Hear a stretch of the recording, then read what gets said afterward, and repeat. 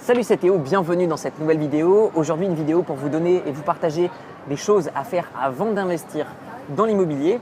Vous êtes de plus en plus nombreux sur cette chaîne YouTube à vouloir investir dans l'immobilier. Et justement, je souhaitais vous partager justement ces choses à faire avant d'investir. Car selon moi, il est important d'investir dans l'immobilier dès son plus jeune âge et dès le plus rapidement possible. Mais ce que je vous recommande surtout, c'est de le faire de la bonne façon. Si vous investissez les yeux fermés, que vous vous lancez dans un projet immobilier, que malheureusement vous vous rendez compte que même s'il est mené à bien, ce n'est pas ça que vous vouliez faire, malheureusement, vous n'irez pas dans le bon sens. Je m'explique. Il y a des personnes qui veulent par exemple avoir plein de petits appartements et s'en occuper eux-mêmes. D'autres personnes souhaitent avoir un seul gros bien immobilier et ne pas s'en occuper. Certaines personnes souhaitent avoir par exemple un immeuble. D'autres personnes souhaitent avoir une villa et la mettre en location par exemple. Même si la rentabilité n'est pas ce qu'il y a de mieux, du moins de ce que je connais, peut-être que je peux me tromper, mais en tout cas de ce que je sais, le marché du luxe dans le domaine de l'immobilier en termes de rendement locatif, c'est pas ce qu'il y a de mieux. Maintenant, c'est très intéressant d'un point de vue du volume. C'est-à-dire que quelqu'un qui est très riche, qui souhaiterait investir dans l'immobilier, mais qui forcément n'est pas très soucieux de savoir quel est son pourcentage de rentabilité nette. Mais lui, ce qui l'intéresse, c'est plutôt de toucher une seule rentabilité, un seul loyer de par un seul locataire. Et donc du coup, forcément, beaucoup moins de gestion locative que quelqu'un, par exemple, qui comme moi a plutôt plusieurs biens avec une dizaine de locataires à l'intérieur. Moi, personnellement, je le délègue à des agences de gestion locative. Et voilà, si dès le départ, vous n'avez pas l'idée en tête de ce que vous souhaitez réellement faire, de la raison pour laquelle vous souhaitez investir dans l'immobilier, pour ma part, vous devriez regarder cette vidéo jusqu'à la fin. Déjà, la première des choses que vous devez faire, c'est déjà vous dire pourquoi est-ce que vous souhaitez investir dans l'immobilier. Alors forcément, pas la peine de me répondre, c'est pour l'argent, je suis bien au courant. Maintenant, est-ce que c'est pour sécuriser vos revenus? Est-ce que c'est pour diversifier vos revenus? Est-ce que c'est pour justement devenir indépendant financièrement? Est-ce que c'est pour commencer, j'en sais rien, à par exemple investir dans des projets pour payer moins d'impôts? Très honnêtement, tout ce qui est loi Pinel, etc., honnêtement, je ne vous le recommande absolument pas. Mais concrètement, vous devez déjà vous dire pourquoi est-ce que vous souhaitez investir dans l'immobilier. Une fois que vous avez compris ça, vous allez pouvoir vous dire ok, mais si j'achète tel type de bien, est-ce que ça va respecter ce que je souhaite faire? La réponse, la plupart du temps, sera oui. Maintenant, si demain, par exemple, on vous propose une bonne affaire, mais que ça ne respecte pas vos ambitions, vos objectifs en termes d'investissement immobilier, peut-être que vous allez saisir cette opportunité. Donc, à mon sens, vous devriez d'abord mettre au premier plan ce que vous souhaitez faire dans l'immobilier avant de vous lancer et de rechercher quelles sont justement les meilleures bonnes affaires. Donc pour répondre à cette question, aujourd'hui peut-être que vous n'avez pas les réponses, donc je vais vous dire très honnêtement, à mon sens, quelqu'un qui souhaite par exemple sécuriser ses revenus comme moi, et bien dans ce cas-là, si vous gagnez déjà bien votre vie, vous investissez votre argent dans l'immobilier. Voilà, si vous n'utilisez pas forcément le levier du crédit, honnêtement, quelle importance si c'est simplement pour une histoire de sécurisation de votre patrimoine. Forcément un patrimoine financier, ça ne sert à rien de l'avoir sur son compte bancaire. Il est préférable de l'avoir dans l'immobilier et de mettre des locataires à l'intérieur. Et même si vous n'avez pas un bon rendement, au final, peut-être que vous allez pouvoir simplement sécuriser vos revenus. Autre chose, admettons que vous êtes simplement dans une phase de j'ai envie de devenir indépendant financièrement le plus rapidement possible. Et dans ce cas-là, il va falloir adopter une nouvelle stratégie, c'est-à-dire la stratégie plutôt de l'emprunt. Vous allez emprunter auprès d'une banque et vous investissez dans l'immobilier. Et grâce au loyer de votre locataire, vous couvrez tout simplement les mensualités du crédit et vous avez un bénéfice tous les mois. Et ensuite, vous pouvez également avoir des stratégies du type l'achat-revente. Par exemple, vous avez envie de gagner beaucoup d'argent et de travailler beaucoup pour ça. Vous pouvez acheter et revendre des biens immobiliers. Et encore une fois, vous n'allez pas faire appel au même type de prêt. Vous allez devoir négocier certaines conditions qui se négocient dès le départ lorsque vous allez emprunter auprès d'une banque. Il va falloir dire dès le départ, moi je souhaite ne pas avoir de frais par anticipation de remboursement. Donc tout ça pour vous dire que tout dépend déjà de ce que vous voulez. Et si vous ne savez pas ce que vous souhaitez dans l'immobilier, vous n'allez pas le faire d'une façon optimale. Deuxième chose à faire avant d'investir dans l'immobilier, c'est bien connaître votre situation financière.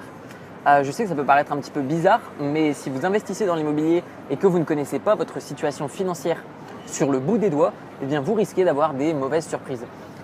Moi, je vous fais cette vidéo en connaissance de cause parce que j'ai un ami qui avait toujours rêvé d'investir dans l'immobilier, mais il ne connaissait pas ou il n'avait pas une bonne maîtrise de sa situation financière. Et dès qu'il avait assez d'argent pour acheter un appartement, donc il a acheté un bien à peu près 140 000 euros, et ce qu'il s'est rendu compte, c'est que il n'avait pas prévu qu'il pouvait arriver des imprévus. Et en fait, il ne s'était pas établi de coussin de sécurité. Donc si demain, vous avez 150 000 euros sur votre compte bancaire et que vous avez une offre qui se propose à vous de 140 000 euros, bien réfléchissez à deux fois. Est-ce que c'est intelligent de prendre cette offre ou est-ce que ça vous met dans une situation qui est délicate? Donc pour rebondir sur l'histoire de mon ami, il avait à peu près 150 000 euros de côté, il a acheté un appart à 140 000 euros, il a fait des dépenses auxquelles voilà, il ne s'attendait pas forcément. Qu'a-t-il fait? Il a vendu son bien immobilier, il a perdu de l'argent sur la vente, il a ensuite investi dans une autre soi-disant bonne affaire et il a perdu de l'argent parce qu'il était dans un besoin d'argent rapide. Tout ça pour vous dire que, selon vous, est-ce qu'aujourd'hui c'est le meilleur moment pour investir dans l'immobilier? Est-ce que votre situation financière est stable? Est-ce que vous pouvez avoir des dépenses ces prochains mois qui ne sont pas prévues ou que vous ne maîtrisez pas encore? Par exemple la naissance d'un nouveau-né. Est-ce que par exemple vous avez prévu de faire un voyage bientôt? Imaginez, je sais pas, que vous êtes de l'autre côté de la planète et il vous arrive un pépin. Comment est-ce que vous allez faire pour rentrer? Etc. etc. Donc posez-vous les bonnes questions et surtout à propos du moment. Est-ce que c'est le bon moment d'un point de vue de votre situation financière d'investir dans l'immobilier ou alors devriez-vous attendre encore un petit peu? Troisième chose à faire avant d'investir dans l'immobilier, c'est de connaître votre capacité d'emprunt. Je connais énormément de personnes qui connaissent tout à l'immobilier, mais elles n'ont pas la possibilité d'emprunter ou elles n'ont pas l'argent pour acheter un bien immobilier. Très honnêtement, ces personnes-là, je pense qu'elles devraient concentrer plutôt leurs efforts sur comment avoir une situation stable pour pouvoir ensuite emprunter dans l'immobilier auprès des banques, etc., etc. Donc à mon sens, il faut déjà vous dire, ok, est-ce qu'aujourd'hui j'ai une situation qui me permet d'emprunter? Si la réponse est oui, allez voir directement des banques et demandez-leur. Maintenant, si vous pensez que la réponse est non, dans ce cas-là, concentrez plutôt vos efforts sur la création d'une situation qui est stable.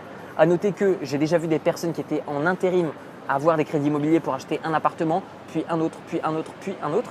J'ai déjà vu des personnes qui étaient étudiantes, notamment Raphaël, que j'avais déjà interviewé sur cette chaîne YouTube, qui était étudiant et qui a qui a emprunté, qui a fait 2 fois des crédits, des prêts étudiants. Et grâce à cet argent, il a tout simplement financé l'achat d'un appart. Et avec le deuxième, il a tout simplement payé les travaux. Donc moi, ce que je vous recommande, et c'est le réel avantage de dire que vous achetez votre résidence principale, c'est que vous n'allez pas augmenter votre capacité d'endettement. Je m'explique. En France, la capacité d'endettement, elle est de 33%. C'est-à-dire que si vous gagnez 1 000 euros, vous ne pouvez qu'emprunter 333 euros par mois. Okay. Donc ce que vous devez vous dire, c'est quand je vais voir une banque, si elle me refuse dès le départ, potentiellement dans une autre banque, demandez pour générer un crédit pour acheter votre résidence principale. Pourquoi?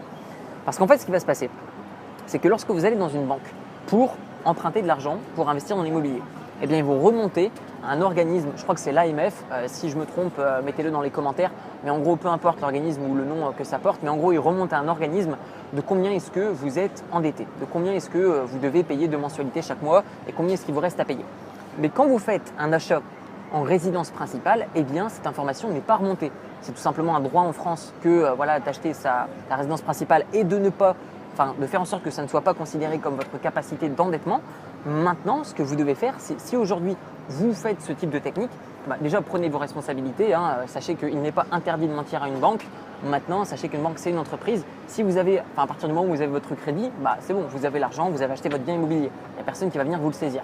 Maintenant, bien comprendre que si demain vous recevez des noms dans plein de banques différentes, dans ce cas-là, pourquoi ne pas parler plutôt d'une résidence principale plutôt que d'un investissement immobilier? Quatrième chose à faire avant d'investir dans l'immobilier, c'est se constituer un coussin de sécurité. Si demain vous investissez dans l'immobilier, par exemple vous trouvez un bien par exemple qui a 120 000 euros, vous estimez qu'il va y avoir 20 000 euros de travaux et 10 000 euros de frais annexes, etc. Si vous avez juste assez pour acheter ce bien immobilier, malheureusement, je pense que vous n'allez pas être serein. Si vous investissez dans l'immobilier, c'est pour certainement être plus serein, avoir des rentrées d'argent qui sont stables tout au long de l'année. Maintenant, est-ce que vous pensez que c'est intéressant de se mettre un très gros coup de chaud, d'avoir énormément de stress, de mal dormir à la nuit pour être soi-disant plus serein? Je ne pense pas. Donc ce que vous devez faire, c'est vous constituer un fonds de sécurité. Prenons un exemple très simple. Moi, dernièrement, il m'est arrivé quelque chose. J'ai acheté un bien immobilier et j'ai des potes qui ont acheté également des biens immobiliers en même temps que moi. Et il s'est passé quelque chose. C'est-à-dire qu'il y a les artisans qui ont travaillé sur le chantier d'un ami. Malheureusement, ils ont causé des dégâts et ils sont partis du chantier sans donner de nouvelles. Donc mon pote, il s'est retrouvé en effet sans ce qu'il avait payé. C'est-à-dire qu'il avait payé des travaux et au final, il y avait des gens qui lui avaient volé certains matériaux, etc. Donc il s'est retrouvé dans une situation où il a dû de nouveau mettre 20 000 euros sur la table. Heureusement, cet ami-là avait plus de 20 000 euros de côté, mais malheureusement, il ne voulait pas les mettre. Et donc, qu'est-ce qu'il a fait? Il a vendu son bien immobilier. Donc, ça, c'est la petite histoire. La fin de cette histoire, ce qui s'est passé, c'est que moi, j'ai racheté son bien immobilier. Mais concrètement, moi, j'ai fait une bonne affaire. Et il le sait. et moi je le sais aussi. Mais tout ça pour vous dire que si dans l'immobilier, vous n'êtes pas prêt et que vous n'avez pas de coussin de sécurité, vous n'aurez pas le choix. Maintenant, si vous avez un coussin de sécurité, vous pouvez faire comme mon pote. C'est-à-dire que soit vous dites, ok, bon, allez, je le largue, tant pis, ça me saoule. Ou alors, vous vous dites, bon, bah, ok, je refinance. Et dans ce cas-là, je n'aurai pas besoin de faire un crédit à la consommation pour payer des travaux, des choses comme ça. Donc, faites bien attention aux imprévus. Moi, ce que je vous recommande toujours, c'est d'avoir un coussin de sécurité équivalent à peu près à 10% du prix du bien que vous achetez. La cinquième chose, selon moi, que vous devez faire avant d'investir dans l'immobilier, c'est de vous dire ça. Ok, qu'est-ce qui pourrait nuire à ma rentabilité lorsque j'investis dans un bien immobilier? Je m'explique. Si demain, vous voyez un appartement, c'est une bonne affaire, vous avez fait tous vos calculs et vous remarquez que si vous l'achetez, vous allez obtenir 15% de rentabilité nette chaque année. Ok, jusque-là, on est d'accord, sur le papier, c'est une bonne affaire. Maintenant, que se passerait-il si votre stratégie, par exemple, repose sur de la location en courte durée et que vous vous rendez compte qu'il y a une loi qui est susceptible de passer, qui dit que vous n'avez pas le droit, par exemple, de mettre votre bien en location courte durée plus de 30 jours par an. Qu'est-ce qui va se passer sur votre rentabilité? Donc moi, je vous le dis très honnêtement, ne voyez pas simplement l'aspect prix au mètre carré, ne voyez pas seulement l'aspect prix moyen au mètre carré aux alentours, ne voyez pas seulement l'aspect demande locative, ne voyez pas seulement l'aspect qu'est-ce que je vais pouvoir déduire de mes impôts, etc., etc. Prévoyez aussi des choses d'un point de vue économique, politique. Que peut-il se passer politiquement, par exemple, qui pourrait nuire à votre bien, à votre investissement immobilier? Donc concrètement, je ne vous dis pas qu'il y a énormément d'aspects qui peuvent jouer négativement sur votre rentabilité. Maintenant, ce que je suis en train de vous dire, c'est que si demain, vous investissez dans un bien immobilier et que vous sentez qu'il y a une énorme opportunité, par exemple, moi je le vois souvent quand il y a des investisseurs qui partent à l'étranger et qui me disent « Oh ouais, ici l'immobilier, ça doit être génial ». Mais j'ai envie de lui dire « Ok, est-ce que tu as étudié l'aspect économique, l'aspect politique également de ce pays ?» Parce qu'il y a des pays, par exemple, dans lesquels on ne peut pas investir. Vous ne pouvez pas posséder le terrain. Il y a d'autres pays dans lesquels vous achetez de l'immobilier, mais au final, quand vous êtes mort, le bien immobilier revient au gouvernement. Tout ça pour vous dire qu'à mon sens, aujourd'hui, si vous souhaitez investir dans l'immobilier, posez-vous la question de savoir ce qui pourrait arriver, qui pourrait nuire à votre rentabilité. Par exemple, dans certaines zones en France, on voit également qu'il devient impossible d'excéder, par exemple, les 30 jours, 60 jours ou 90 jours par an de location sur des sites comme Airbnb, Booking, etc. Donc faites bien attention à ça. Concentrez-vous également sur ces aspects dont peu de personnes, à mon sens, parlent sur YouTube.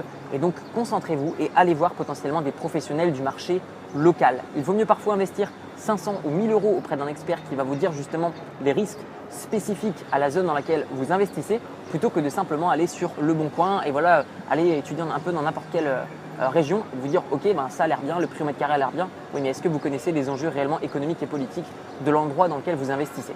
Voilà, nous arrivons maintenant à la fin de cette vidéo. Si ça vous intéresse d'investir dans l'immobilier, je vous invite à regarder dans la description de la vidéo et sur le lien qui apparaît juste ici pour obtenir une série de formations de 4 vidéos qui va vous expliquer comment investir dans l'immobilier. Vous verrez comment emprunter auprès d'une banque, vous verrez comment trouver une bonne affaire, vous verrez comment faire des rénovations, des divisions, vous verrez comment trouver des locataires et comment même ne pas payer d'impôts avec vos biens immobiliers.